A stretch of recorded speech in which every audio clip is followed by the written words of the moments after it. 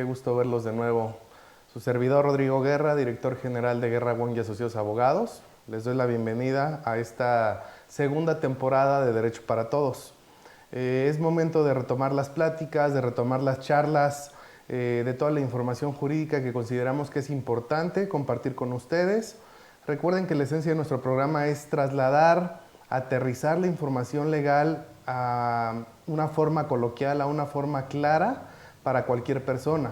Sin importar si somos o no abogados, estudiantes o no, todos tenemos derecho y acceso a la justicia, todos tenemos derecho y acceso a la ley. Por esto es precisamente que nuestra finalidad es hacer más sencilla la información, hacerla mucho más clara y por supuesto compartirla con ustedes. Pues bueno, antes de iniciar el programa me gustaría invitarlos a que nos sigan a través de las redes sociales. Recuerden que estamos en Instagram. Pueden seguir esta sesión a través de Facebook, también en YouTube. Y algo afortunado que queremos compartir también con ustedes es que ya nos encontramos en Spotify. Pueden buscar los programas tal cual como Derecho para Todos y de esa manera nos encontrarán. Bienvenidos de nuevo a esta segunda temporada. Pues bueno, en esta ocasión vamos a platicar un tema civil. El tema civil es específicamente los actos prejudiciales. Vamos a desarrollar el tema de una manera dinámica. Solamente me voy a enfocar a explicar qué es un acto prejudicial, cuáles son los supuestos que marca el Código Procesal de los actos prejudiciales y comprender realmente cuál es la necesidad de cada uno de estos. Empecemos. El fundamento en el que nos vamos a basar de entrada lo encontramos en el Código de Procedimientos Civiles para la Ciudad de México. Como lo mencionamos siempre, nos basamos precisamente en el Código Procesal de la Ciudad porque es el lugar en el que nos encontramos. Entonces, de esta manera lo hacemos para tener una idea y una base jurídica de dónde encontrar o de dónde recurrir al fundamento que estamos platicando. Pero este tipo de figuras, este tipo de instituciones las van a encontrar en cualquier código procesal civil de las entidades federativas y también aplicable en lo conducente en la legislación procesal civil federal. El fundamento es el artículo 193 al 200, reitero, del Código Procesal Civil de la Ciudad de México, y aquí nos menciona cuáles son esos supuestos de los actos prejudiciales. Primero, me gustaría compartir con ustedes qué es un acto prejudicial. Un acto prejudicial es un medio fuera de juicio, de forma anticipada o previa al juicio, a través de la cual se va a estructurar, se va a preparar o se van a solventar algunas situaciones, algunas circunstancias que sean necesarias para poder llevar a cabo una demanda. ¿A qué voy? Para poder promover una demanda, para poderla entablar tal cual, necesitamos contar con la identificación de la vía, con la identificación de la acción o las acciones, tanto principal como accesorias, de los hechos, por supuesto. Los hechos, recuerden que se tienen que acreditar y también se tienen que probar, tenemos que ofrecer pruebas. Sin embargo, en la vida práctica y en la realidad, cuando cualquiera de los clientes, cualquier persona se ve en la necesidad de acudir con un abogado para hacer valer un derecho a través de una demanda, en este caso específicamente civil, nos damos cuenta que no contamos con la suficiente información o que no contamos con los suficientes elementos que nos permitan promover la demanda. No significa que por no contar con los elementos y con las pruebas suficientes no podamos promover la demanda. Para poder promover la demanda necesitamos integrar todos los elementos que nos estipula la propia legislación, que es en parte lo que acabo de mencionar. En este caso me quiero enfocar solamente tanto a hechos como a pruebas. Los hechos se tienen que acreditar, las pruebas se tienen que ofrecer, sea desde el escrito inicial, tratándose de la demanda, de la contestación o de la reconvención, o en la etapa correspondiente.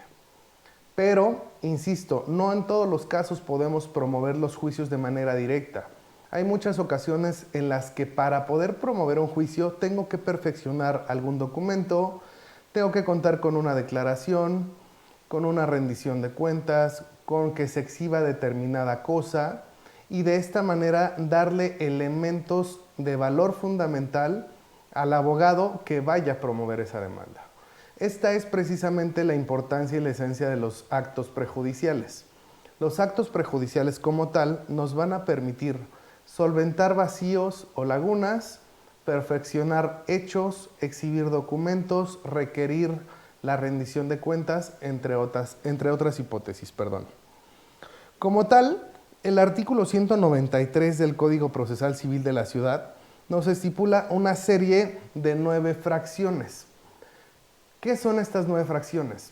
Cada una de estas fracciones son precisamente los supuestos de cuáles son los actos prejudiciales. De hecho, el artículo 193 inicia diciendo: todo juicio podrá prepararse, es decir, nos da la pauta y la explicación de en qué casos puedo hacer valer un acto prejudicial. Recuerden, es sumamente importante que tengan presente que el juicio se prepara cuando se deba solventar, rendir cuentas, exhibir o perfeccionar, ¿ok? Esa es la esencia de los actos prejudiciales.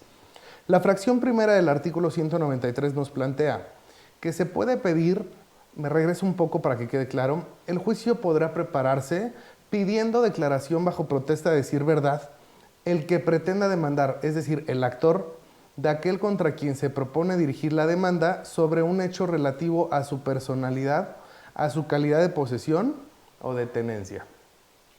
¿Qué significa esta primera etapa? Esta primera fracción. En esta primera fracción nos están planteando que el actor tiene derecho a solicitar a aquel que pretende demandar posteriormente que manifieste un título de posesión o que argumente bajo qué situación posee, bajo qué situación cuenta con la tenencia de algo, o en su caso, que también acredite su personalidad. Les quiero dar varios ejemplos. Primero, cuando se trata de personalidad, en caso de que se haya firmado un contrato, imaginemos que el contrato se firmó entre una persona moral y una persona física. Si la persona física es la que pretende y la que plantea el acto prejudicial, puede requerir a la persona moral para que aquel que firmó el contrato manifieste bajo qué circunstancia y con qué personalidad firmó dicho acto. Es decir, oye, tú firmaste el contrato, pero lo firmaste siendo apoderado legal, siendo mandatario judicial, siendo socio, siendo accionista, siendo administrador, etc. De esta manera sabemos de entrada si el contrato surte o no efectos. Recuerden que para poder llevar a cabo cualquier acto jurídico, materia civil esencial, se debe de contar con la personalidad suficiente para llevarlo a cabo, para celebrarlo. Entonces, si yo lo que quiero conocer es si un acto jurídico se celebró y que aquel que lo celebró cuenta o no con personalidad, pues puedo preparar mi juicio, puedo hacer valer el acto prejudicial, fracción primera, en el cual se le requiera a esta persona que celebró un acto el que manifieste bajo qué personalidad se ostentó al momento de celebrar el acto. Respecto a la posesión o tenencia, les planteo lo siguiente. Tratándose de inmuebles, algún sujeto puede tener la posesión o precisamente la tenencia tanto de un inmueble como de una cosa, que son cuestiones completamente diferentes. La posesión se refiere a los inmuebles, la tenencia se refiere a las cosas en general, y esto va enfocado a preguntarle a alguien bajo qué calidad estás ocupando un departamento, bajo qué calidad estás ocupando una casa tal vez. Puede que él vive en la casa, puede que una persona disponga o disfrute de una casa o de un coche o de una cosa como puede ser un teléfono, una maquinaria, etc. Pero no tenemos claro si él es el propietario, no tenemos claro si él es el arrendador, no tenemos claro si es usufructuario, entre otras figuras que también marca el propio Código Civil. En estos casos también yo puedo requerirle que me informe bajo qué calidad posee o tiene como tal la cosa o el bien inmueble. Insisto, estas situaciones son precisamente para contar con los elementos suficientes y saber qué acción puedo llevar a cabo. Recuerden que tratándose de propiedad y posesión existen muchas diferencias, entonces no puedo hacer valer las mismas acciones tratándose de propiedad que aquellas cuando se trata de posesión. Ejemplo, si quiero hacer valer una acción reivindicatoria, tengo que acreditar que soy propietario y por ende el de enfrente, el contrario, no puede ser propietario. Si quiero hacer valer una acción de prescripción, yo necesito acreditar que no soy propietario, pero al que voy a demandar es el propietario. Entonces, este tipo de información nos permite tener mucho más claridad y saber qué acciones vamos a llevar. Vamos a pasar a la fracción segunda y haré un paréntesis solamente para recordarles que estoy a sus órdenes para poder responder cualquier duda, para poder responder también cualquier comentario, sea dentro del programa y si no nos da tiempo, Terminando el programa también lo resolveré. La fracción segunda del 193 procesal civil de la ciudad nos dice: puedes preparar tu juicio pidiendo la exhibición de la cosa mueble que haya de ser objeto de la acción real que se trate de entablar. Pidiendo la exhibición de la cosa mueble. Sabemos que las cosas muebles, son aquellas que son susceptibles de fracción y de traslado. Ejemplo: un coche, un teléfono, una maquinaria que no esté completamente adherida a una instalación inmobiliaria, menaje, etcétera. Este tipo de cosas son trasladables y por ende se consideran cosas o muebles. Los muebles son entonces aquellos objetos que puedo trasladar. Los inmuebles son aquellos que no puedo trasladar. Un bien inmueble es una casa, un edificio, un terreno, un departamento. Pero un bien mueble es todo aquello que sí puedo trasladar. La tableta, una computadora, insisto, un reloj, un vehículo, etc. En esta segunda fracción del 193 nos están planteando, que tú puedes solicitar para preparar tu juicio que se exhiba aquella cosa a través de la cual tú pretendas hacer valer una acción real. Recuerden que las acciones reales, a diferencia de las personales, son aquellas que hago valer sobre cuestiones no relacionadas con la persona. Ejemplo, una prescripción, ejemplo, un incumplimiento, una cesión, una donación, etc. Son algunos de los supuestos que podríamos considerar en este caso. Si yo celebré un contrato en el cual las partes se comprometieron a adquirir un vehículo y yo a la fecha no tengo claro si se adquirió o no el vehículo, yo le puedo pedir a la contraparte que exhiba ese vehículo. Si se pretende entablar una demanda sobre alguna maquinaria, algún equipo de cómputo, etcétera, y no tengo la certeza de que exista o se haya adquirido realmente ese equipo, puedo pedirle precisamente al juez que a través de actos prejudiciales requiera la contraparte, requiera la otra persona para que cumpla con esto. No me voy a adelantar, pero una vez desarrolladas las fracciones les voy a dejar en claro cuál es la consecuencia de los actos prejudiciales. ¿Por qué? Porque debemos de tomar en consideración que no son un juicio y por ende se deben solamente de considerar que son algunas cuestiones que me van a permitir obtener información, perfeccionar, solventar, como ya lo mencionamos, pero no son como tal el juicio. La tercera fracción nos estipula que se puede pedir al legatario o cualquier otra persona que tenga el derecho de elegir, gracias una o más cosas entre varias, la exhibición de ellas. ¿Qué es un legatario? El legatario es aquella persona que recibe de manera directa un bien por parte de una persona que falleció. A través de la sucesión se pueden designar tanto herederos como legatarios. Herederos son todos aquellos a quienes se les designa en partes iguales el que se conviertan en propietarios de todos los bienes o de la masa hereditaria del de cuyos. Pero también el fallecido puede designar un legado. ¿Qué es un legado? Es designar de manera directa y específica qué le corresponde a determinada o determinadas personas y estos se convierten en legatarios. Los legatarios son los sujetos que reciben un legado. Y el legado es una designación directa por parte de una persona que es propietaria de determinada masa o determinado patrimonio.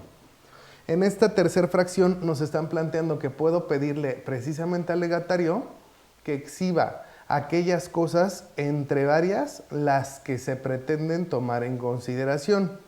Es decir, que el legatario pueda primero elegir y en su caso exhibir las cosas que se le lleguen a requerir. Si el legatario tiene derecho a 3 cosas, a 3 bienes, en general pueden ser muebles o pueden ser inmuebles, se le puede solicitar que él exhiba que realmente existen también esas cosas. Ojo, la diferencia de la fracción anterior es que en la fracción anterior se le va a preguntar bajo qué carácter las tiene. Si es propietario, si es poseedor, si es tenedor y también si cuenta con personalidad. Pero en esta fracción tercera ya simplemente se le pida que las exhiba. Son cosas completamente diferentes. La fracción cuarta también habla de una cuestión sucesoria. Perdón, antes de la cuarta voy a responder dos preguntas. La primera que plantean dice, ¿qué defensa se puede usar a un acto prejudicial? Miren, como ya lo platiqué, los actos prejudiciales en sí no son una controversia, simplemente es una acción, un acto que puede llevar a cabo un sujeto en contra o dirigido a otro o a otros, a través de los cuales se tienen que perfeccionar o busca perfeccionar. Es simplemente un aviso. Parte de los actos prejudiciales es informar por qué se está pidiendo el propio acto prejudicial. Es decir, yo le tengo que decir al juez, oye, te promuevo un acto prejudicial en contra de determinada persona a fin de que manifieste, a fin de que exhiba, a fin de que señale, a fin de que acredite, y lo hago porque mi intención es promover un juicio posteriormente. Pero está completamente claro, y así debe ser detallado, que en el acto prejudicial no hay ninguna controversia. Entonces, aquella persona que es requerida no está forzosamente obligada a comparecer. ¿Qué pasa si no comparece? ¿Qué pasa si no da cumplimiento? No pasa absolutamente nada, no hay ninguna consecuencia. Ojo, de que se pueden llevar a cabo algunos actos intraprocesales para poder nulificar un acto prejudicial completamente erróneo o inválido, por supuesto que lo hay. Ejemplo, una nulidad de notificación, una nulidad de actuaciones, ese tipo de figuras sí son válidas, pero como tal, incluso no habría necesidad de preparar una defensa en contra de un acto prejudicial porque no es un juicio. ¿Qué les recomendaría? Que si ustedes son requeridos del acto prejudicial, valoren si lo atienden o no lo atienden, y en caso de que no lo atiendan, estén conscientes de que los van a demandar. Eso es lo importante.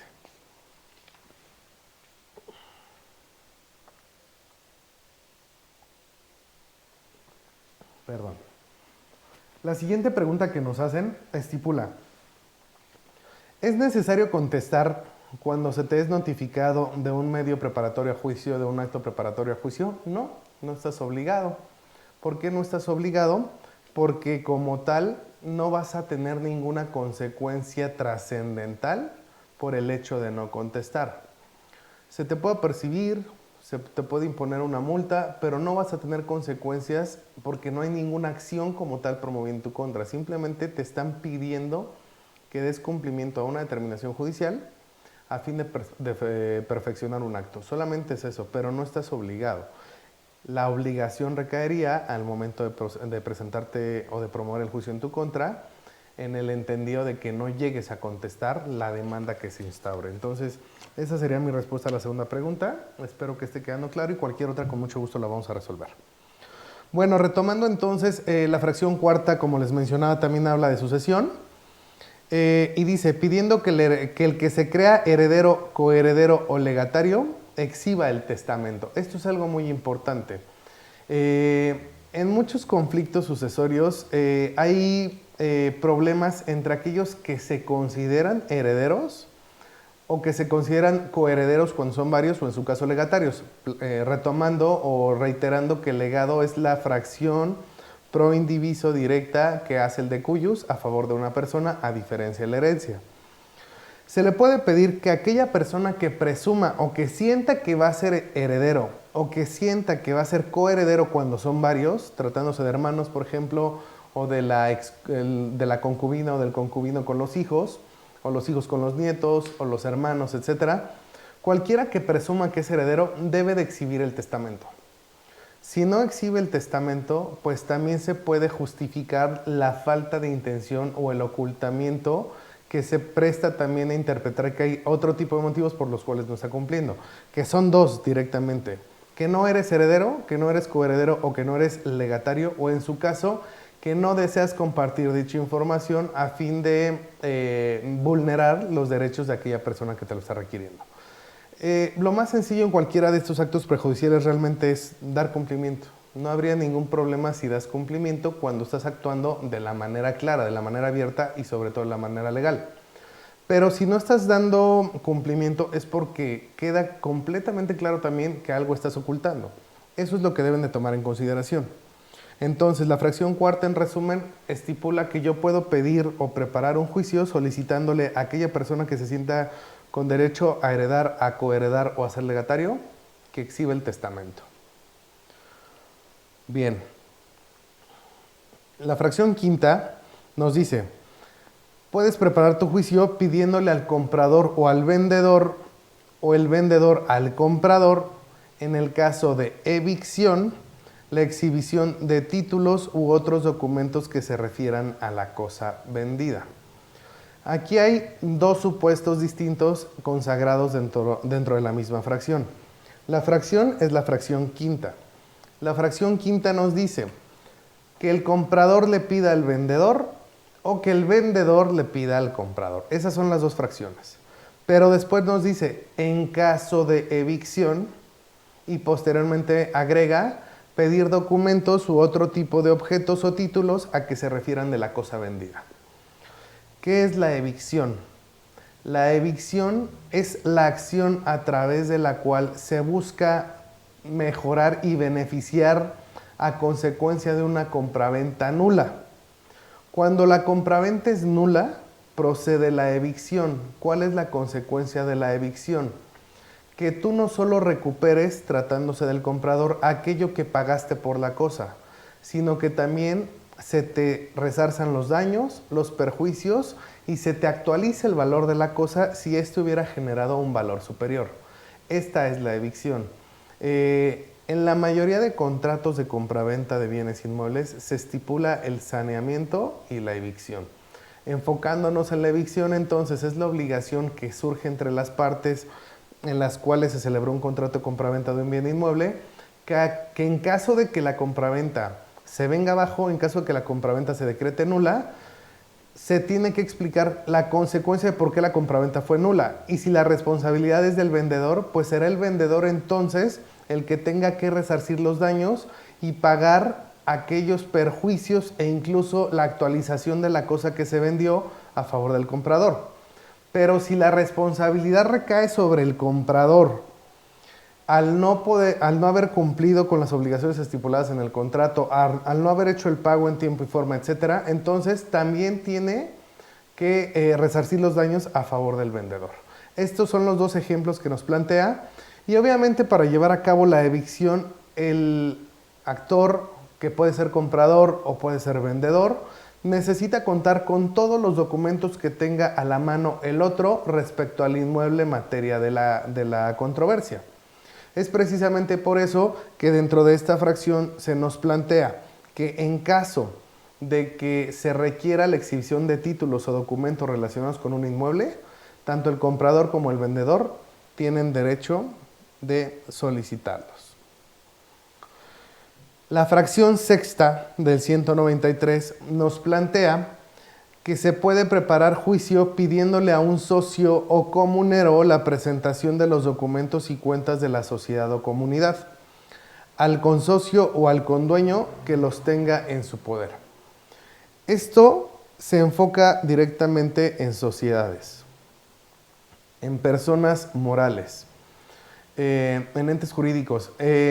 ¿A qué me refiero con una persona moral? Recuerden que todas las personas morales es la unión de dos o más personas físicas que se constituyen o se unen con un mismo fin. Pueden ser sociedades civiles, pueden ser sociedades mercantiles. Si estamos hablando que una sociedad, que una persona moral se integra por dos o más personas físicas, entonces a cada uno de estos se les puede solicitar la rendición de cuentas o la exhibición de documentos. Realmente es un acto muy común, hablando de sociedades, hablando de personas morales, cuando se tiene la duda, cuando no hay claridad en las cuentas que maneja determinada empresa, se puede exigir la rendición de cuentas. Y la rendición de cuentas también está considerado como un acto prejudicial. Las consecuencias, insisto, no van a ser trascendentales porque no se está planteando un litigio como tal, simplemente se está preparando, se va a contar con la información o se va a perfeccionar algún acto para que posteriormente podamos promover la demanda. Siguiente fracción, la fracción séptima. Se puede realizar el examen de testigos. ¿En qué casos procede el examen de testigos? El examen de testigos procede cuando estos sean de edad avanzada, se hallen en peligro inminente de perder la vida, próximos a ausentarse en el lugar en el cual sean tardías o difíciles las comunicaciones y no pueda deducirse aún la acción. por depender de su ejercicio de un plazo o de una condición que tampoco se haya cumplido aún. Esto es algo relativamente viable, pero no es tan común. Siendo honestos, realmente son o somos pocos los abogados que llevamos a cabo los actos prejudiciales. De manera errónea, por supuesto. ¿Por qué? Porque si antes de preparar demandas, vaya, quiero que quede claro que hay demandas que no necesitas preparar. Quiero que quede claro que hay demandas en las que no necesitas plantear actos prejudiciales porque tienes y cuentas con toda la información. Con toda la información necesaria para poder hacer valer tus acciones. Pero si fuéramos un poco más técnicos y detallados y preparáramos un juicio, a través de los actos prejudiciales podríamos obtener todavía mucho más información, no solo para formalizar la acción, es decir, no solo para perfeccionar la demanda, sino también para tener mucho más garantías o porcentaje que nos permita tener la tranquilidad de que nuestras acciones van a prosperar y la sentencia que se dicte va a ser favorable a nuestros intereses. Realmente considero y sugiero que agotemos y que explotemos los actos prejudiciales. En general, entonces, si se habla del examen de testigos, dentro del examen de testigos lo que se busca es anticipar el desahogo de una prueba testimonial, advertir si un testigo es idóneo o no, sea por su edad, sea por alguna enfermedad, sea porque no se va a encontrar en el lugar o que no se encuentra, mejor dicho, en el lugar en el que se vayan a plantear las acciones por distancia, etcétera. Y esto nos va a permitir que al momento de llevar a cabo el juicio, pues ya contemos con ese desahogo de testimonial. Es decir, aun cuando nuestro juicio sea un ordinario, sea un ejecutivo, sea un juicio oral, ese testigo ya va a estar completamente desahogado. Ya se tuvo que haber rendido su testimonio y ese testimonio se podrá tomar en cuenta en el momento procesal oportuno, insisto, del juicio. ¿Okay? Para eso sirve precisamente la valoración de los testigos. En donde lo vemos mucho, solamente un ejemplo, es en el sistema procesal norteamericano. Incluso en la mayoría de series que podemos ver en plataformas en general, nos damos cuenta que antes de juicio, incluso antes de que se intente plantear un juicio, se llevan a cabo entrevistas de personas. Esas entrevistas que se hacen con una cámara de frente ante la presencia del abogado de las dos partes, es decir, de aquel que solicita la valoración del testigo como el abogado del testigo, se llevan a cabo estas entrevistas. Estas entrevistas sí tendrían valor y sí tienen valor en el sistema norteamericano cuando así lo solicitan las partes. Pero en el sistema mexicano tendremos que hacerlo a través de la autorización de un juzgado.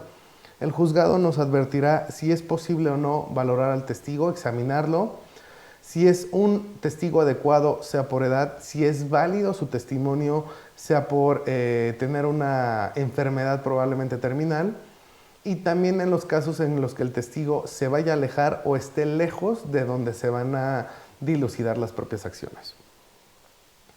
Bien.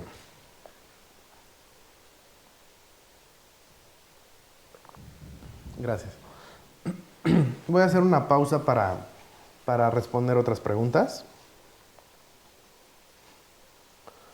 ¿Qué pasa si no se cuenta con la ubicación de la persona que se requiere en los actos prejudiciales?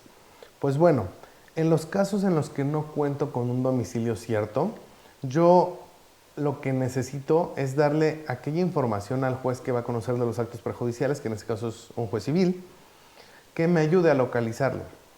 Si yo tengo el nombre completo y tengo el RFC o el CURP de esta persona, le puedo manifestar al juez que conozca los actos que bajo protesta de decir verdad, hago de su conocimiento que desconozco o no cuento con el domicilio de la persona que está requiriendo y que por ende se solicita que se giren los oficios de búsqueda y localización. Los oficios de búsqueda y localización nos van a permitir que el juez a través de sus facultades le ordene, es una solicitud, vaya, pero a fin de cuentas es una determinación judicial y por eso lo menciono como una orden, en la que diversas dependencias del ámbito federal o incluso del ámbito local, pero también del sector privado, le rindan información al juez a fin de conocer si se cuenta con algún domicilio de la persona que es requerida. ¿Qué dependencias pueden ser? El Seguro Social, bueno, el IMSS, el ISSSTE, Comisión Nacional Bancaria y de Valores, Policía Federal, Instituto Nacional Electoral, el SAT, la Secretaría de Movilidad de la Ciudad de México, Secretaría de Relaciones Exteriores, porque cuando tramitamos pasaportes señalamos un domicilio, pero también se lo podemos pedir a Teléfonos de México, que es algo también muy común. Entonces, pueden ser dependencias federales, dependencias locales como Secretaría de Movilidad de la Ciudad de México, e incluso algunas instituciones privadas como lo es Telmex. Estas empresas o estas instituciones lo que van a hacer es informarle al juez qué domicilios tienen de la persona que se pretende requerir, y nosotros tendremos que acudir a esos domicilios o a ese domicilio para llevar a cabo la notificación. Una vez notificado, continuamos con la secuela del propio acto prejudicial. Siguiente. ¿Recomienda usted el uso de actos prejudiciales, incluso cuando el juicio al que intentamos llegar tomaría un tiempo muy prolongado? Pues yo no me basaría tanto en el tiempo que probablemente dure el juicio. Creo que tenemos claro que hay algunos juicios que pueden durar más que otros. Un juicio ordinario, pues es mucho más largo por sus plazos que un juicio ejecutivo o en su caso un juicio oral. Sin embargo, yo no estaría preocupado por el tiempo, yo estaría más preocupado o interesado por el resultado del juicio. Si a consideración de la persona que me hace esta pregunta cuenta con todos los documentos y con todos los elementos que le permitan promover una demanda sin tener que recurrir a los actos prejudiciales, pues no los hagas valer, no es obligatorio el acto prejudicial. El acto prejudicial, insisto, te va a ayudar a perfeccionar, a solventar, a contar con un poco más de información. Entonces, por ahí estaría encaminada mi respuesta, no al tiempo que dure el juicio, sino a la necesidad de hacer valer tus actos prejudiciales. Siguiente pregunta. En el entendido de que tú ya no poseas un bien, es decir, lo vendiste y eres requerido para manifestar sobre ese bien, ¿qué se puede hacer al respecto? Comparecer, sea por escrito o en la fecha en la que te hayan solicitado, te presentes en el juzgado y manifiestes y acredites que tú ya no eres el poseedor o que tú ya no eres el propietario. Puede que a ti te estén requiriendo que rindas información sobre cuál es la calidad por la cual ostentas la posesión de un inmueble. Pues bueno, si tú ya no posees ese inmueble, basta con que acudas o manifiestes por escrito, no poseo ese inmueble desde tal fecha y acreditarlo. Siempre va a ser importante acreditar todo lo que uno manifieste. Y la regla más clara, más básica también es acreditarlo con actos públicos, con documentos públicos, mejor dicho. Si tú lo acreditas con un documento público, pues va a ser mucho más sencillo que la autoridad dé por cierto eso que estás mencionando. Entonces, en este caso, realmente lo que yo haría es comparecer y simplemente manifestar que ya no poseo. Con eso, también estarías tanto atendiendo la determinación de la autoridad judicial, desahogando el acto prejudicial y justificándote de manera inicial del por qué no tendrían que promover o por qué no deberían promover una acción en tu contra.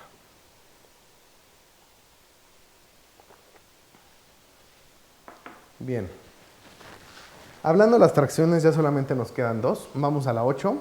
La 8 dice, puedes preparar tu juicio pidiendo el examen de testigos para probar alguna excepción, siempre que la prueba sea indispensable y los testigos se hallen en alguno de los casos señalados en la fracción anterior. Aquí nos está relacionando la fracción 7 con la 8. Lo voy a explicar. Sabemos que las excepciones son aquellas situaciones que hace valer un demandado para que un proceso no deba continuar. Puede ser litispendencia, litisconsorcio, acumulación, cosa juzgada, entre otras. Hay excepciones formales o dilatorias perentorias, lo tenemos claro, pero en el caso lo que nos están diciendo, cada que tú haces valer, bueno, este incluso es un consejo y es parte de una contestación de demanda. Cuando tú hagas valer una excepción, estás haciendo el conocimiento del juez el por qué ese juicio no tiene que continuar. La excepción como tal, el resultado de esta es que el juicio no continúe a favor del demandado, por supuesto, en beneficio del demandado. Pero no solamente tienes que plantear el nombre de la excepción, sino que también tienes que desarrollar esa excepción y probar la excepción. Cada que se plantea una excepción de previo y especial pronunciamiento, que son aquellas, también conocidas como perentorias o procesales, que son aquellas que no van a permitir que el juicio continúe hasta en tanto no se resuelvan, En estas excepciones es obligatorio, hay jurisprudencia, aun cuando la ley no lo estipula de manera total y de manera clara. Hay jurisprudencia en la que se estipula que al hacer valer una de estas excepciones, tú tienes que ofrecer pruebas. Tienes que acreditar el por qué esa excepción debe ser considerada, debe ser calificada como válida y por ende determinar la finalización de ese juicio en ese momento. Puedes ofrecer todo tipo de pruebas de acuerdo a la propia legislación procesal, siempre y cuando sean legales y no atenten contra la moral ni al buen derecho. Y dentro de estas pruebas tú podrías ofrecer un testigo. ¿Es válido ofrecer un testigo como parte de la calificación o examen que se le haga a un sujeto para determinar si una excepción es válida o no es válida? Sí, pero la ley te dice, podemos examinar un testigo que sea una prueba en tu excepción, pero siempre y cuando estén los supuestos de la fracción anterior. Lo planteo de la siguiente manera. Si tú ofreces un testigo como parte de tus pruebas al hacer valer una excepción, puedes pedir la examinación de este testigo, sí, pero solamente cuando el testigo se encuentre en algunos de los supuestos de la fracción 7. Es decir, y lo vuelvo a plantear, puedes hacer valer excepción. Si ofreces prueba testimonial como parte de esa excepción, se va a poder examinar un testigo como acto prejudicial solamente en caso de que su edad sea avanzada, de que esté en peligro inminente de muerte o de que se ausente o se vaya a ausentar del lugar en el que se va a resolver la controversia. Eso es lo que significa la fracción 8. Puedes hacer valer una prueba testimonial tratándose de una excepción perentoria o procesal o de previo especial pronunciamiento, y este testigo solamente podrá ser examinado tratándose de que cuente con edad avanzada, peligro inminente de muerte o en su caso se aleje o no se encuentre en el lugar en el que se va a dilucidar la controversia. Pues bueno, ya la última fracción nos estipula pidiendo el examen de testigos u otras declaraciones que se requieran en un proceso en el extranjero. Esta queda un poco más clara, no tiene tanta complicación. Cuando se pretenda llevar a cabo un juicio en el extranjero, basta con que aquel que está haciendo valer el acto prejudicial le diga al juez, de manera justificada y clara por supuesto, oye, yo pretendo entablar un juicio en el extranjero, en tal país, por tal acción en contra de tales personas y para ello necesito examinar a un testigo. Examinar a un testigo es llevar a cabo el interrogatorio tal cual. Es cuestionarlo, es hacerle las preguntas necesarias que nos permitan obtener información de esa persona. En esta fracción 9 se nos está estipulando, si tú quieres llevar a cabo un juicio en el extranjero y necesitas examinar un testigo, ¿es válido hacerlo como acto prejudicial? Sí, siempre y cuando precisamente acredites que efectivamente vas a hacer valer un juicio en el extranjero. Entonces, pues bueno, estas 7 fracciones consagradas en el 193 y más adelante, a partir del 194 nos estipulan cuáles son las consecuencias y cuál es el proceso para hacer valer precisamente los actos prejudiciales. Recuerda, por favor, que no es como tal tu juicio, es simplemente la manera de perfeccionar, de contar con mayor información que te permita hacer valer un juicio posteriormente. Se tiene que plantear ante un juzgado competente, si es materia civil, pues ante un juzgado civil, si es materia familiar, ante un juez familiar, si es materia mercantil, ante un juez de distrito de la competencia determinada por razón del territorio, o ante un juez civil local. Recuerden que hay jurisdicción concurrente en materia mercantil. Le tienes que explicar el motivo de los actos prejudiciales, le tienes que justificar por qué los quieres hacer valer, y es aquí donde radica el que te vayan a admitir o no precisamente estos actos prejudiciales. Los actos prejudiciales los podemos catalogar de dos. Hay actos prejudiciales de manera general y otros son actos prejudiciales para el juicio ejecutivo. Depende el juicio que tú después de tus actos pretendas hacer valer para que sepas cuáles actos son válidos y cuáles actos no son válidos el llevar a cabo. Hay algunas especificaciones un poco más a detalle, como por ejemplo la que encontramos en el 196 procesal, que nos dice, La acción que puede ejercitarse conforme a las fracciones 1, 2 y 3 del propio 193 procede contra cualquier persona que tenga en su poder las cosas que en ella se mencionan. Esto es algo importante, porque las fracciones 1, 2 y 3 hablan precisamente a una declaración bajo protesta de decir verdad, otra a que se exhiba una cosa mueble y la otra a que se acredite si posees, si tienes tenencia o en su caso cuál es tu personalidad. Aquí no importa específicamente el saber quién es el sujeto. Procede contra cualquier persona, es decir, yo tengo conocimiento que un sujeto habita un inmueble, no tengo incluso en este caso que contar con el nombre, simplemente le digo al juez, oye juez, te pido que como acto prejudicial requieras a la persona que habita el inmueble ubicado en, o que tiene el vehículo ubicado en, o que utiliza la maquinaria determinada y que se encuentra en tal domicilio, para que ellos respondan. Esto es algo importante y está consagrado en el 196, insisto, no tienes que especificar contra qué persona es, sino contra cualquier persona que así lo ocupe. Esto también lo llevamos a cabo en muchos juicios, como puede ser el reivindicatorio, como tal, porque no sabes quién es el verdadero poseedor, por ahí lo podemos relacionar.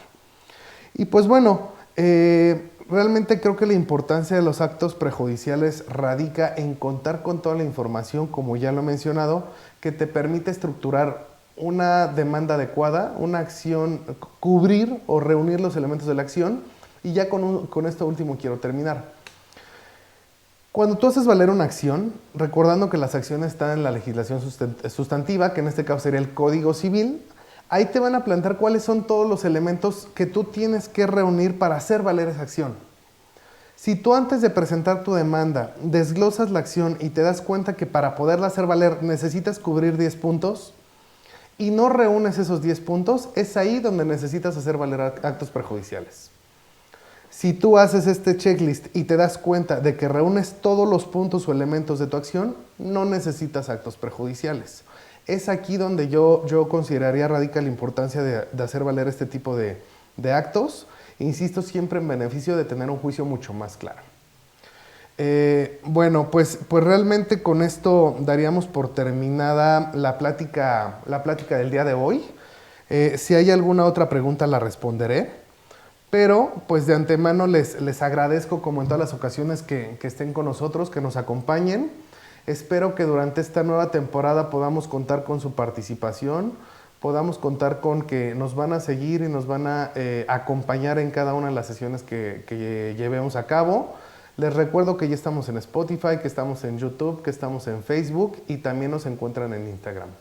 Cualquier duda, cualquier comentario lo pueden considerar, lo vamos a considerar, perdón. Siempre buscaremos perfeccionar esta situación, siempre buscaremos el abordar los temas que ustedes nos pidan y pues nos veremos pronto. Les agradezco y estaremos en contacto. Muchas gracias.